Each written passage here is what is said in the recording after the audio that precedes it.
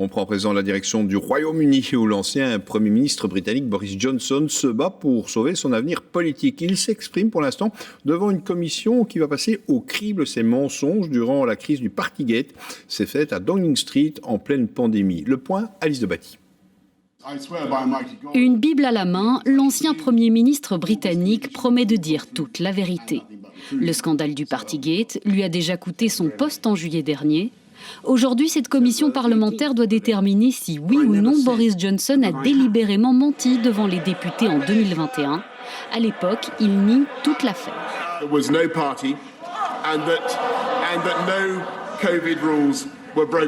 2 ans plus tard, il plaide la bonne foi.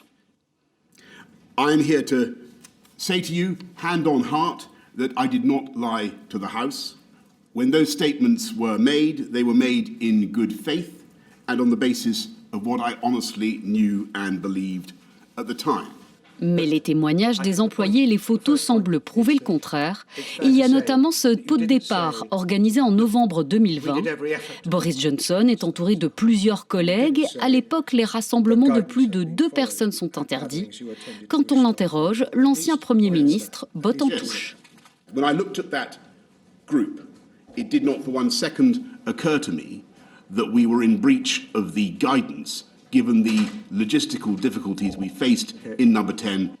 Nouvelle parade de Boris Johnson quand on évoque son anniversaire, fêté avec sa femme dans ses bureaux pendant la pandémie. But this was an event that took place, as you say, on my birthday. I'd come back from a long external visit. I thought it was reasonably necessary for work purposes because I was standing at my desk surrounded by officials. Si la commission conclut qu'il a menti, Boris Johnson risque de perdre son siège de député et de compromettre le reste de sa carrière politique. Et on retrouve en direct Marie Billon, donc en direct à Londres. Marie, est-ce que vraiment Boris Johnson joue gros ?